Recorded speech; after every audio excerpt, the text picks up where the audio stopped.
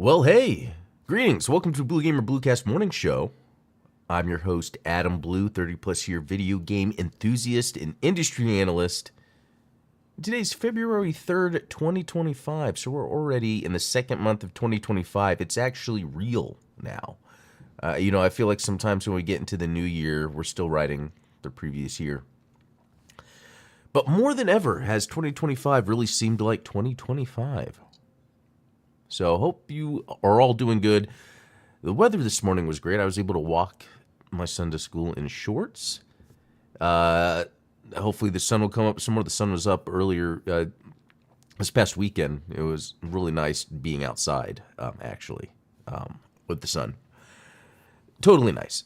So yeah, hope you are all doing good. Hey, Talis, good to see you in the chat. Hope you all had a good weekend. Like I was talking about, I was outside for a bit. It's funny to mention it. What did you do this weekend? Oh, I went outside. But no, it's just because it had been so cold. So cold. We had snow and all that. We weren't really doing much outside in the past few weeks. But yeah, my wife's birthday's coming up, so it's on a Tuesday. So we were like, oh, let's do something on the weekend. Yeah, we had a lot of fun, I think, because it's just nice outside and all that. Sorry, my morning sinuses. Yeah, so I guess we'll get into what I've been playing this weekend, and that has given me, I think, enough time to do a Sniper Elite Resistance review. So we'll do that, talk about some other gaming news that's come out. So, yeah, let's jump into it. Okay, if we look at my Exophase to see what I've been playing, over the weekend I played... I don't know if I actually played Minecraft or that was just my son, but I know I played with him recently. But Sniper Elite Resistance, Eternal Strands, Ninja Gaiden 2 Black. I just realized Fortnite is not on here because I actually did play Fortnite also. Interesting. Yeah, it doesn't seem like Epic has updated in a while. I wonder if I have to do a profile scan to see if that will update. Although I could see, I don't think I was on Epic since December 23rd. It's funny how much of a big deal I make this Exophase, as if it's like everything I do in life is based on this. But anyway, Fortnite should be on there. It's not. I was just playing with my son because he was working on something and asked me to play with him. And yeah, it's pretty fun to run around. I think I'm kind of tired of that game, but the other things, we'll get to Sniper Elite Resistance, but Eternal Strands. So I've put 5 hours and 28 minutes. Hey, Steven, good morning. 5 hours and 28 minutes, I think you could get an understanding of how you feel about a game in that amount of time. Eternal Strands came off so strong. I loved it so much. But once that initial newness wore off, and then I kind of got an idea of what the actual gameplay loop is, and the design of the areas that I go in to interact with to do the gameplay loop, I was like, okay, and I'm going to give it more time, but I'm going to say my 5 hour and 28 minute reaction is that it under-delivers, I think, in terms of depth, and not that this game lacks depth because it's supposed to be easy. I think it lacks depth in ways where it's trying to it's trying to be like Breath of the Wild, really, to appeal to a larger audience, but it almost dumbs down everything to where essentially the game is really just you go out and you collect loot. Now, this could just be from plants out in the world, or when you kill enemies and you just pick up stuff. You level up by just having a certain amount of something. So there's this kind of underlying meta of the leveling system where you're almost kind of like grinding to get certain loot. And I guess that makes sense in a lot of games, but not in the way this game then works in terms of, unlocking stuff. Like, it almost feels like the game is the picking up loot and crafting, even though that's not a strong part of the game, if that makes sense. I think really the strong loop of the game is exploring the world and then coming across these giant enemies that you have to take down, because fighting the regular mobs in the world, it's very I wouldn't say it's easy. I would say that it's almost like here's an item and you have the physics in the world that you can use to engage with this item, enemy. And it's just sometimes it works, sometimes it doesn't. Like I'll throw ice and fire on something and it just won't die forever. And then I'll hit it for a while and it just won't die. And then sometimes it'll just poof, die. It's very inconsistent. And the enemies might as well just be stick people. So, and I might still play the game, but it's like even last night when 2 times over the weekend, I would turn on the game to play it. And then just after walking around knowing what I got to do, I'm like, you know what? No, because it's like some of the missions revolved around, sorry, my embarrassing, my sinuses. Some of the missions involved like I was saying, just looting stuff. I mean, it's fun when like you come across an enemy, a giant enemy that you have to like climb on and attack. That's when the game is fun, but it's funny. It takes Breath of the Wild, Dragon's Dogma, takes the essence of what makes those work, and then makes almost like a dumbed down mass appeal version. And I just don't think it works. It's not bad though. If you've never played video games before and you play Eternal Strands, you would think it's awesome. Let me put it that way. Okay. Ninja Gaiden Black 2. This, I talked about it a bit before I even played it on stream. The only reason I was playing it again was because one thing that all 3 of these games have in common, 4 actually, that we're seeing right here, is they're all play anywhere. So I could be in my office on my PC playing, or I could decide to go into the living room and play in the living room if people are hanging out in there.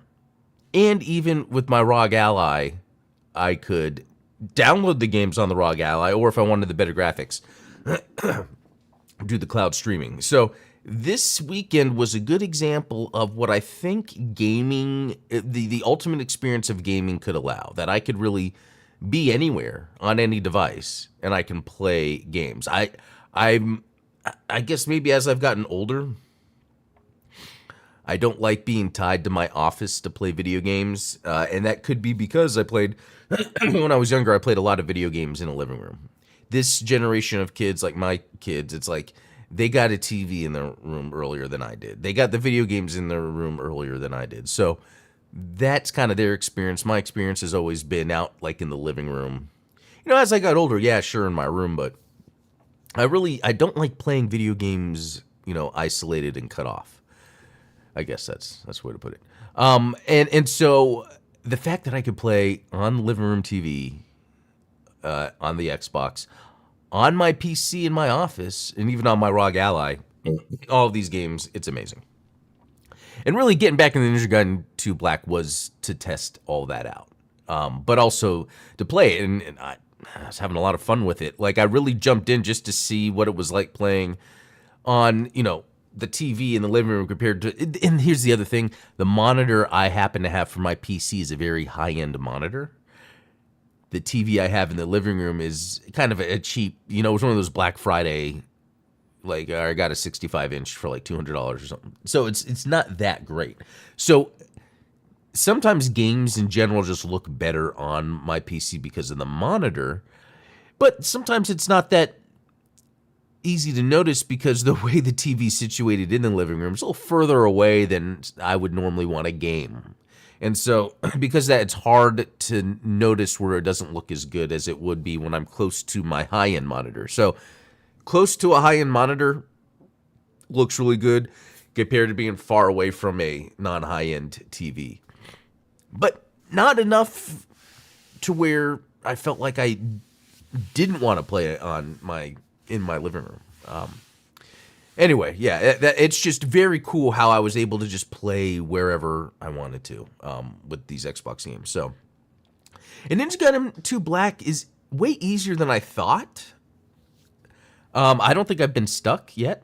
I might just go ahead and just try to finish it. Because what did I finish? Does it say like a level? It says I completed chapter 1. Does it say I completed chapter 2? Nope, I'm pretty sure I did though. In an hour and 34. Okay, so let's talk about Sniper Elite Resistance. So I've played 10 hours and 31 minutes of Sniper Elite. And that seems like a lot, considering I think it just came out on Thursday or Friday, right? And so here are my thoughts about Sniper Elite Resistance. And here's my review. I will say that if you already play these games and like them, you are going to like this. It's that simple. But if you've never played a Sniper Elite game and you play this, here's a couple things that are going to happen. If you're the type of gamer that just like games and mechanics and systems, you'll like this. But if you really need that AAA polish in terms of, it's very interesting because this is an interesting feeling game in terms of the way it feels. And a good example would be the Metal Gear Solid 5 movement of the main character versus Sniper Elite's movement of the same character. When Metal Gear Solid 5 came out, that kind of moved the needle in terms of character animation and movement. And Sniper Elite never really grew up from that. It always kind of kept this, and I hate to say jank, but it's just this kind of 360 era.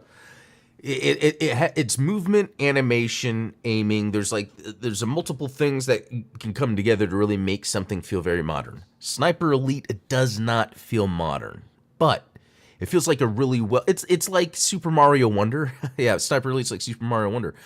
Super Mario Wonder is an older style game, but what it's doing right and feels good. Sniper Elite is that. Sniper Elite is an older style game, but it does a lot of cool modern stuff within that. The level setup is, I want to say there's maybe 8 to 10 levels. I'm actually near the end. What did I beat? Does it even tell me on this? Because I think I beat chapter 7 or 8. So it's a little more than an hour on each map, but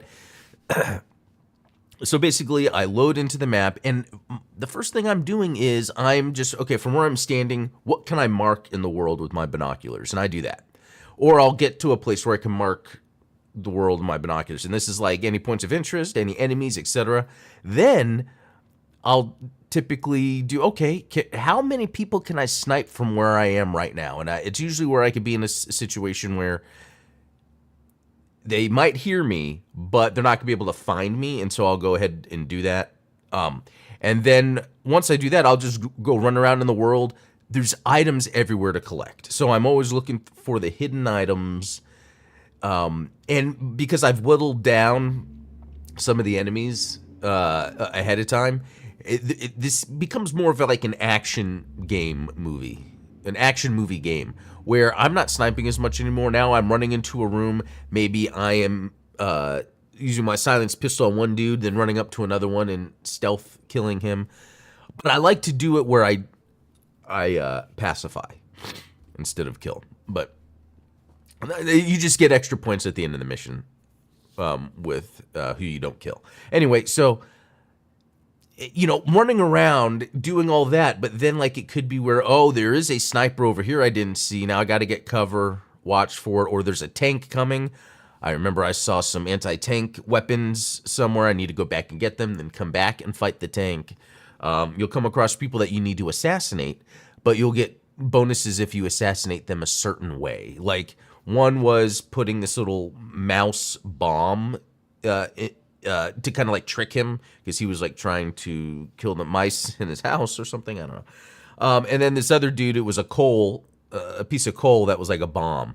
And so the objective was to get the dude to put the coal in the fire. But I had already caused some shenanigans to happen. So it kind of threw off his AI pathfinding to where he didn't go into that room anymore. There's interesting stuff like that happens. Let's see. The other cool thing about it is finding the other exfiltration zones. There's usually like 3 on each map, and so it's like a hidden place on the outskirts that will then be a new spawn point. So if you ever wanted to go back to that mission to get the other stuff, you could do it from a new spawn point that might be closer to the objective. Because it could be you just need to jump in, spend 2 minutes on the map just to collect something, just to get that other collectible, or maybe assassinate someone. And I like that they have the other respawn points because, again, it helps where if you want to replay the mission, it's like, oh, I don't have to start all the way from over here. I could start closer to that objective, do some stuff. Let's see. What are some of the cool things about the game? Yes, the collectibles. There's things you do on the map. But, like, all these things I'm explaining are from the other Sniper Elite games. So it's not like it's anything new or different. And I think that's the biggest takeaway here when deciding if you want to buy Sniper Elite Resistance, but it's on Game Pass. And so I don't know how many gamers have Game Pass versus don't. Like, you could pay what? I don't know, 15 to 20 for Game Pass, and maybe that month play through and beat, or decide if you're going to play through and beat Sniper Elite Resistance. That might be cheaper than buying it.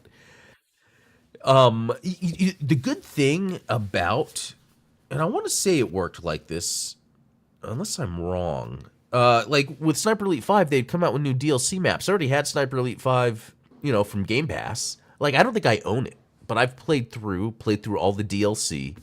So I wonder if I bought the DLC and just never had to buy the main game because I had Game Pass. But regardless, it's just one of those things where it's hard to justify any sort of cost just because of the options that are available. Again, Game Pass, just pay for Game Pass and then play it that month.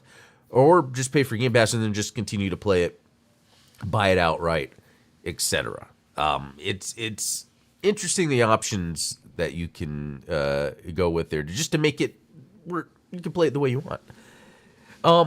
Okay, so what does it do that's new or different? That does this justify an experience again? For me, the gameplay itself is fun enough that it justifies playing it anyway. The difference it has with this is it has a new protagonist for the first time. Instead of that Carl, I forgot his last name, the Carl dude that you were always using, some American dude that was cool. You now have this guy named, is it Harry Hawker, I think?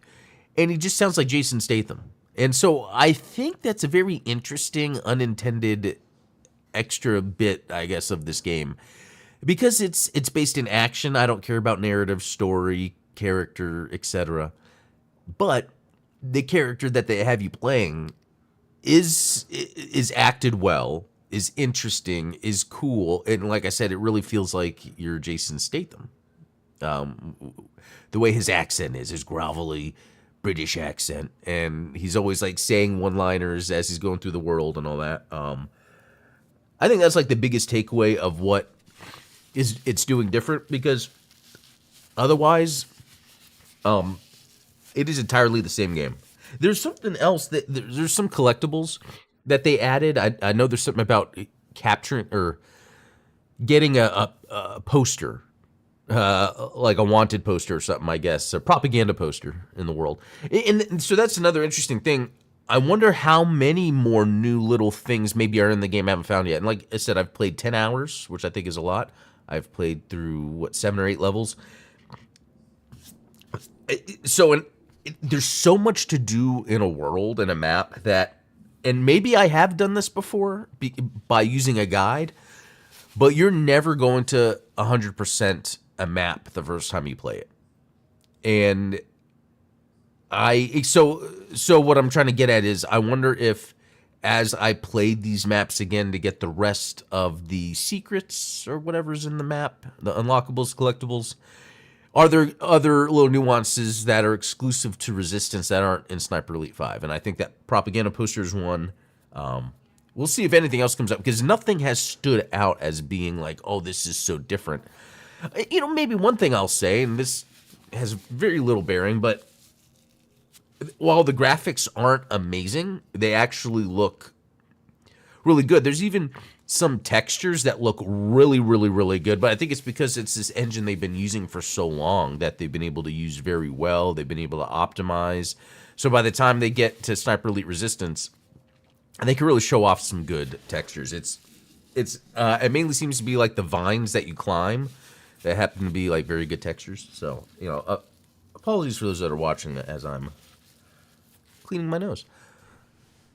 Okay, so at the end of the day, Sniper Elite Resistance, for someone like me that's played, like if you played them before, or if you just generally like video game action games, I mean, this is one for you. Because this is technically the 6th game, so this series is popular for a reason. So anyway, yeah, there's your review of Sniper Elite Resistance. Okay. Let's see. And the other thing I want to add too is, do you think 10 hours and 31 minutes and not finishing the game is enough to review? And I think so, because my first thought is, well, are you already having enough fun with it where you can recommend that 10 hours worth of it is fun enough? And it's yes. But could it be that you're not having a fun time in that 10 hours and it could get better? It's like, well, if 10 hours have gone by and you're still not having a good time, then I would say that, So, yeah, I think 10 is a good one. I had no idea Sniper Elite Resistance was the 6th century. Yeah, it's crazy. And I think they don't call it 6 because really it is just 5. It's just more of 5, really, which is not a bad thing. Like I was saying, I haven't come across any little nuances to differentiate the games greatly, except for those propaganda posters. But if I come across stuff, I'll mention it here. Okay. All right. Let's see. More than most journalists put in before their reviews. Yeah, you never know. We've come across that before with reviewers that haven't even played games or got like one achievement. That's crazy. Okay. This is a weird news item. Switch 2 game boxes could be 40% larger than Switch boxes. Like, out of all the news, one, this is goofy news, but two, Nintendo... And so could it be that the Switch boxes are already smaller than the standard DVD-sized packaging? Well, let's read and see if it actually has the details in here. Making them taller than a PS5 game case. Okay, that's what I was going to get at. Are they just trying to make it in line? But yeah, even PS5 cases are different, aren't they? Isn't there a little bit of difference? This was reportedly discovered thanks to a listing for an unnamed Switch 2 game published by Take-Two Interactive, which was temporarily live on a French retail website. However, it's not clear how accurate this information is. Interesting. While not confirmed, it's expected that Nintendo Switch 2 game carts will be roughly the same size as those used by Nintendo Switch, so this larger box will likely feature even more empty space than the current case does. It's been speculated that Switch 2 carts will feature some kind of physical difference from Switch 1 carts, so they don't fit in the original console. I mean, so why would Nintendo feel like, if this is accurate, so I guess we could say here that this isn't 100% verified.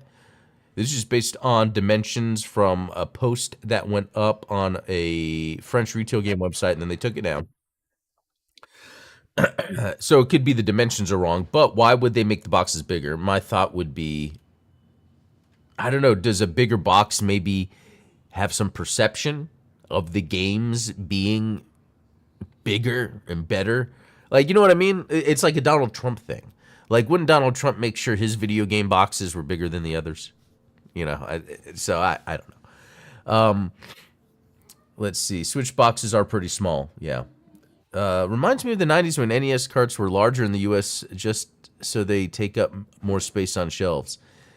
That's interesting. It's so they take up more space on shelves. Okay. Huh.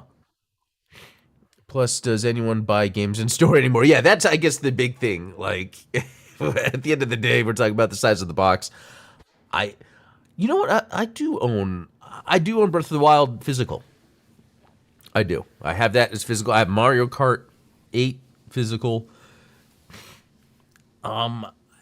Maybe the Ring Fit. Is that what it was? But not, there's not much I have that's physical. And then even with PlayStation 5, I don't have any. I have Gunner Breaker 4, but that was because the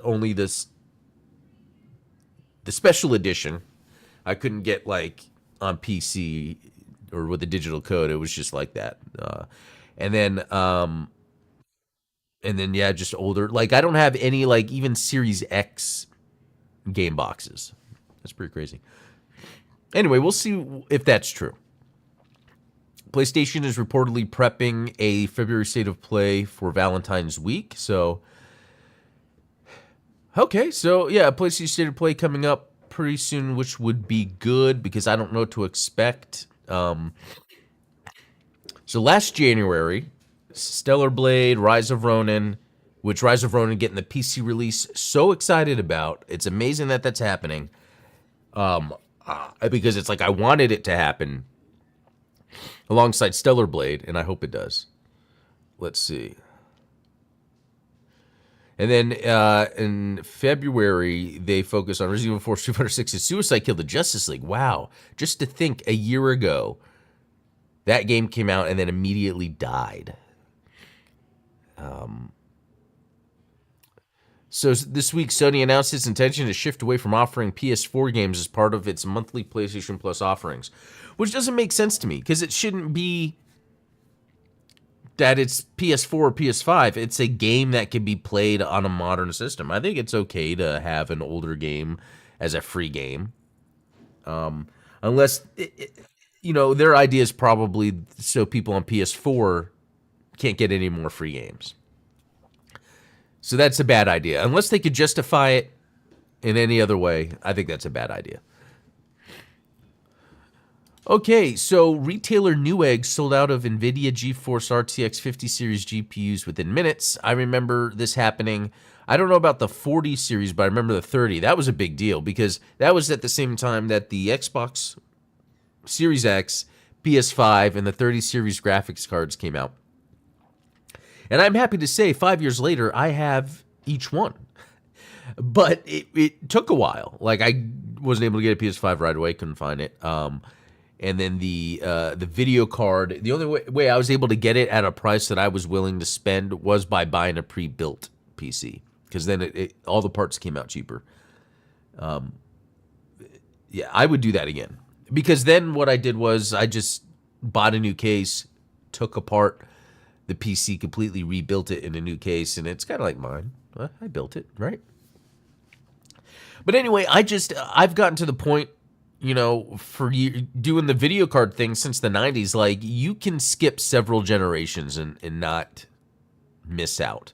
I even went a generation of using a laptop as my gaming PC. This was early 2010s or late 2000s.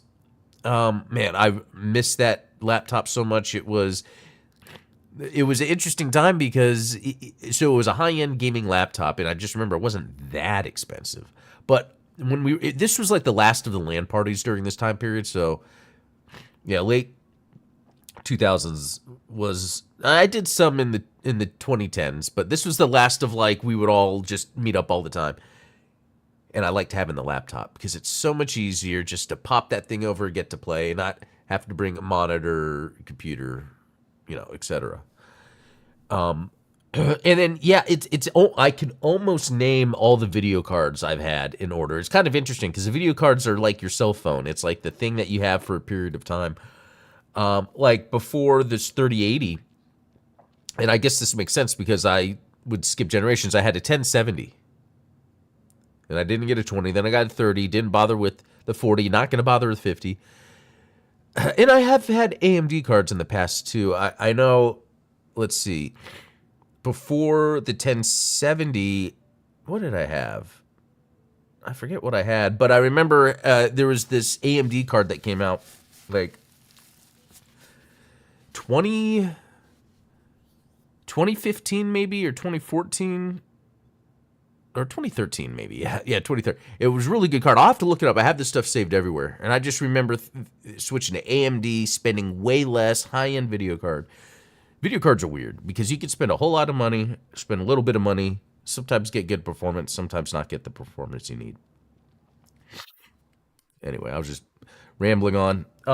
Okay, EA tells Battlefield fans to tune in tomorrow for the first testing news. So that's interesting. I don't know what to expect from a new Battlefield game. I haven't been paying attention, though historically, I've loved Battlefield games. 1942 I played a bit, but it wasn't until Battlefield 2 itself. And what was that, 2006 or something? I forget, man. Battlefield 2 was the bomb. And I played that so much. And then they came out with, was it 1943 or something like that? And then they had the, while they would release other stuff on PC, they also had on console other versions. Yeah, I remember I'd always played the game. I always played the Battlefield games. I don't know what happened recently. Yeah, I guess I remember when Battlefield 3 came out. To me, it wasn't as good as Battlefield 2, but I felt maybe they were just, changing some systems around to make it more, mass appeal or whatever. And I don't know, because I still had fun playing 3 and 4, but I felt they were different. Yeah, so anyway, that's it for today. Just some news, but mainly the review of Sniper Elite Resistance, which I think it's worth it. It's an amazing game. It's an example of a game that doesn't play any different than a game you've played before, but is just a lot of fun because it is a gamer's game. It's a gamey game. It's just all about the gaming. So anyway, I'm going to head out. Thanks all for being in the chat. Hope you have a good rest of the day. We'll talk later. See y'all.